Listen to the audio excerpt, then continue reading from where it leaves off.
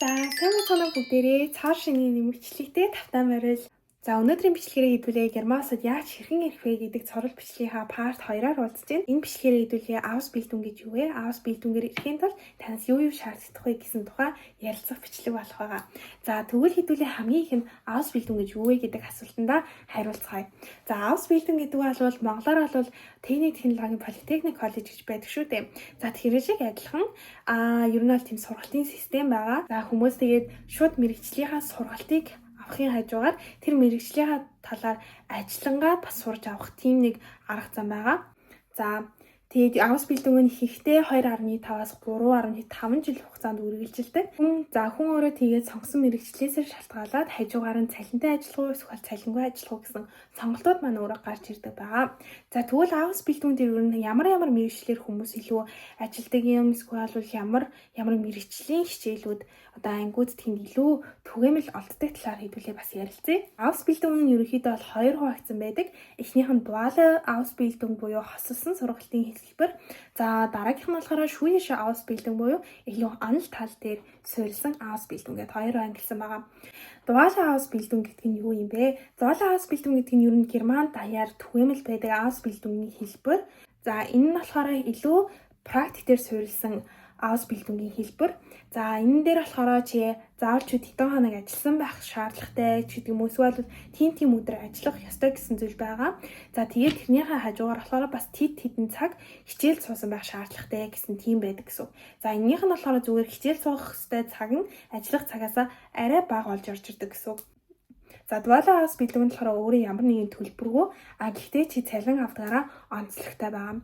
За тэгээд duale Ausbildung-ээр эрцгийн буюу цэцэрлэгийн багш сургууль хүмүүжүүлэгчид за эсвэл мехатроника буюу ер нь механик инженер, механик технологичд эсвэл Kauffrau буюу хөдөлгөгч эсвэл бизнесийн ажилчид энэ duale Ausbildung дээр илүү их ангитай эсвэл тэрүүгээр ингэж ажиллах боломжтой байдаг. Сая би бол хэлсэнчлэн Ausbildung-д бол хүмүүс их тохиолдолд төлбөр гэж төлдөггүй харин цалин гэж юу нэг их тохиолдолд авдаг. За тэгвэл хүмүүсийн цалин ер нь хэдээс хэдэн евроны хооронд байх боломжтой вэ гэдэг талаар ярилцъя.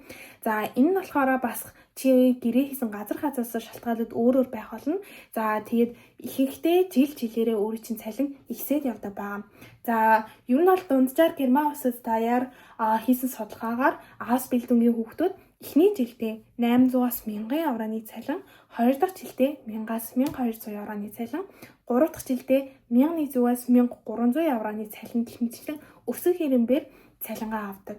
За гэхдээ энэ болохоор мэдээж чиний ямар ажил, ямар газар хийж байгаа, ямар гэрээний үндсэн заалтуудаар хийж байгаа гэдгээс чинь өөр байх болно. Тэгэхээр ер нь бол durchschnittlich буюу дунджаар бол хүмүүс ийм цалин авдаг юм байна. Тийм болохоор чи бас Ausbildung дээр хийж захта ямар цалин авч ийн мэдээж 400-500 евро бол энэ чинь хамаагүй бага байна. Тийм болохоор чи гэрээгээ бас сайн анхаарах хэрэгтэй юм шүү гэсэн үг.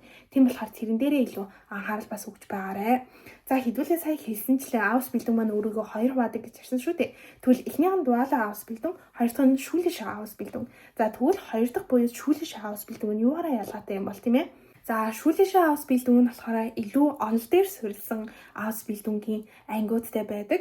За жишээлбэл Pflegefachmann, эсвэл Fachfrau, эсвэл Erzieherin тиймэрхүү мэрэгчлүүд маань илүү schulische Ausbildung буюу онол тал дээр илүү суурилсан байдаг. За жишээлбэл сувилагч гэх мэт чинь эмнэлгийн газартай илүү халбаа хамааралтай хүүхдүүд маань эхлээд илүү онол тал дээрээ чиглэлээ аваад, онол тал дээрээ сургалтаа аваад дараа нь практик буюу ажил дээр гарч ажиллах боломжтой болж эхэлдэг. За тэгээд ганц сул тал нь гэвэл schulische Ausbildung байдаг бол бас зарим тохиолдолд цалингүй ажиллах тохиолдол бол гарч болно. Гэхдээ мэдээж цалинтай ажилладаг газар бол байгаа. Хүмүүс бас Ausbildung-ийн мэргэжлийн сургууль төгссөний дараа хүнд ямар боломж гарч ирэх юм эсвэл ямар даваа тал гарч ирэх юм гэж асууж иж магадгүй. За Ausbildung дуусны дараа хүмүүс бол мэдээж хүмүүсийн мэдгэцчлэн мэргэжлийн дипломтой тэгээд шууд ажиллах боломжтой болж эхэлдэг. За тэгээд мэргэжлийн дипломоор чи шууд хамтарч ажиллаж исэн газартаа эсвэл өөр газарт bewerben буюу apply хийгээд тэгээд чи ажиллах боломжтой. Чи хэрвээ хүсвэл ихтэй боловсролын сургуулиуд буюу үүний Hochschuled бас өөрөө bewerben болж болдог байгаа. Би болохоор хувьдаа бол энийг маш том давуу тал гэж боддог. Хүүхдүүд эхлээд аус бэлдүүн хийгээд дараа нь их сургуульд шилжих боломжтой процесс нь. За яагаад гэвэл миний бодлоор болохоор герман улсад хамгийн анх эрэхтэй B2 цээнийхтэй шууд ирнэ гэдэг нь өөрөө бас жоохон хэцүү. Тэгээд бас хүнээс ирэхээс өмнө маш их цаг хугацаа авдаг тийм процесс байдаг байхгүй юу. Тэгээ би бол хувьдаа бүр 2 3 дугаар ангиасаа 1-р сургуулийн сонгоны ангид герман хэлийг болол хажуугаараа үзэж бол герман улсад ирж байсан. Тэгээ анх бол герман хэлтэй бол тэгж танилцж байсан. Тийм болохоор надад юу гэдгийг те төгсгөөсөө өмнө надад герман хэлийг сурах хангалттай 9-10 жилийн хугацаа бол байсан. Тийм болохоор надад энэ процесс маань илүү 10 жилийн маань хажуугаар явцсан болохоор бас гайгүй. Гэхдээ хүн яг герман явъя, германд ирээд амьдрий гэж шийдэхэд яг B2 C1-ийн диплом шууд гардаж авах бол мэдээж бусад хэлнүүдийн адил хэцүү, мөн адил танаас их хугацаа хөдөлмөр шаардна.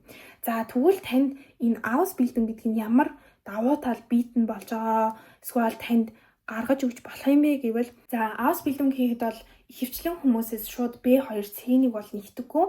Хамгийн ихнийхт нь болохоор B1-ийн түвшин юм бол хүмүүсээс нэгтэй мэдээж B2-ын түвшинтэй болж аус бэлдэн хийж болно. Гэхдээ Аусландаа буюу гадаад улсын иргэдэд A2 B1-ийн түвшинтэй бол хийх өргөн сонголт байдаг. Мэдээж мэрэгчлээс шалтгаалаад өөр.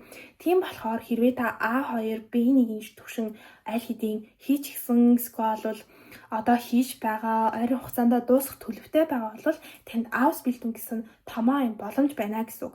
Тэгээ аус бэлдэн маань өөрөө ямар нэгэн виз гаргуулахад одоо би өмнөх бичлэгэн дээр ярьсан шүү дээ. Ихтэй сургуулиуд руу сурахаар виз гаргах гэж байгаа бол хүний өөрт нь амьдралын баталгаа буюу 11,904 еврог германс маань нэгтгэг байгаа. Тэгээд эсвэл бол батлан даах тэтгэлэг харсан байх шаардлагатай тийм үү, тэрийг одоо солихын тулд альтернатив гэдэг шүү дээ. Өөр сонголтууд нь. Гэхдээ аус бэлдэнгийн бас нэг том давуу тал нь танд хэрвээ аус бэлдэнгийн гэрээ гараад ирчихсэн визэнд ороход бэлэн басан байгаа бол танд ямар нэгэн тийм санхүүгийн баталгаа шаардаад байдаггүй. Яагаад гэвэл аус бэлдэн маань өөрөө танд цалинтай ажлыг санал болгодог учраас. За тийм болохоор нийт танаас нэг дор их хэмжээний мөнгө одоо их сурвалж сурж байгаа юм шиг шаардлагатай биш. Хоёрт танд маш бага хугацаанд их хэмжээний одоо хэлний түвшин шаардлагатай биш. Тийм болохоор та эхлээд Германд аус бэлдүнгээр ирээд энд жоохон ажиллаад одоо орчинд нь тасаад хийж ярьдаг шүү дээ. Тэгээд Герман улстай жоохон танилцаад мэдээд тэгээд өөртөө ч гэсэн одоо цалин гэж авч байгаа. Тэрүүгээрээ өөртөө хөрөнгө оруулалт тэгээд эндээ байгаа газарт нь хэлийг сурах бол хамаагүй амар байх болно Монгол сурж байгаагаас. Тийм болохоор эндээ ирээд хэлээ сайжруулаад тэгээд дараа нь 3-2 жилийн дараа аус бэлдэнгээ төгсчөөд танд мэргэжлийн диплом байгаа юу? Байгаа. Та цаашаа ажиллаж болох уу? Болно. Эсвэл та хүсвэл их сургуульд ороод илүү дээд боловсролын мэргэжил эзэмшээ. Хэрвээ та Pflegefachmann манаар хэрвээ сурсан бол илүү медицин чиглэл рүүгээ ч тийм эсвэл анаах чиглэл рүүгээ сурыг гэж бодоод их сургуульд та apply буюу bewerben болох боломжтой. Тэгээд өөрийнхөө визийг солиход танаас ямар нэгэн тийм илүү юм шаардахгүй. Мэдээж та бол хилээ баталсан байх шаардлагатай. Тэгээд та Германда бас олон хугацаар амьдарсан байгаа болохоор виз чинь ч гэсэн цааш үргэлжилж гарахад хамаагүй амар болж эхэлдэг. За тэгээд хэдүүлээ ер нь давуу талууд, юу аус бэлдэн маань юу гэдэг талаар ярилцчихлаа. Тэгвэл хэдүүлээ хүмүүсээс ямар шаардлага нэгдэг талаар ярилцъя. За мэдээж сайн би хэлсэнчлэн аус бэлдэн болохоор хэлний түвшин арай бага байдаг. За энэс гадна танд юу шаарддаг юм бэ? За мэдээж та ерөнхий боловсролын гэрчлэгээтэй эсвэл ихтэй сургуульд 1-2 жил сурсан ч гэдэг юм уу, эсвэл их сургуулийн дипломтой байх хэрэгтэй. Их сургуулиас нэг ялгах зүйл нь болохоор аус бэлдэн хийх байгаа хүмүүс болохоор яшин ямар нэгэн оноо шаардлагатай болдоггүй. Тэгээд өөрийнхөө зүгээр ерөнхий боловсролын гэрчлэгээрээ apply хийж болно гэсэн үг. Тэгээд та бас их сургууль тэрвээ 1-2 жил ч юм уу сурсан байгаа бол бас тэрнээс аус бэлдэн хийх бас бүрэн боломжтой шүү. За аус бэлдэнд бол тавигдсан шаардлагууд маань их энгийн бөгөөд амархан. За мэдээж тэгээд тэрний хажуугаар өөрийнхөө намтар буюу CV, Lebenslauf гэж германаар хэлдэг. Тийм зүйлийг бэлдсэн байх шаардлагатай. Тэгээд герман улсад нөгөө ирэхэд их сургуульд аплай хийж байхад хэдүүлээ өмнөх бичлэн дээр ирсэнчлэн урам зоригийн эссе буюу өөрийгөө нээж танилцуулсан тийм 800-аас 1200 хүүхдийн эссе бичсэн байх шаардлагатай. Тэгээ хэрвээ та ер нь аятайхан байгууллага олоод хамтарч ажиллах гэрээ хэрвээ олох боломжтой. Тэгээ өөрөө B1, B2-ийн түвшинтэй бол шууд германд бол ирэх бүрэн боломжтой байгаа. За тэгээд өнөөдрийн дугаараар бол Ausbildung-ийн ингэж ярьлаа. Тэгээ та бүхэнд юу нөхөр санагдаж байна? Миний хувьд бол Ausbildung үнэхээр empfehlenswert гэж боддог. Өнөөдрийн бичлэг маань ерөнхийдөө бол ингэж дуусч байна. Тэгээ та бүхэнд маань хэр санагдав? Ausbildung-ээр ирмээр байна уу? Тэгээ та бүхэнд асуулт байна уу? Тэг gerne доор комент хэсэгт бичээрэй, үлдээгээрэй. Тэгээд та бүхэнд өөр юу сонирхолтой санагдаж байна? Ямар бичлэг үзмээр байна? Тэрийг бас комент хэсэгт gerne үлдээгээрэй. Тэгээд хэрвээ энэ бичлэг маань таалагдсан бол лайк болон subscribe хийж надад томоос том дэмжлэгийг илгээгээрэй. Тэгээд та бүхэндээ өнөөдрийн бичлэгт хамт байсанд зөндөө их баярлалаа. Дараагийн бичлэгээрээ уулзцгаая. Түр баяртай.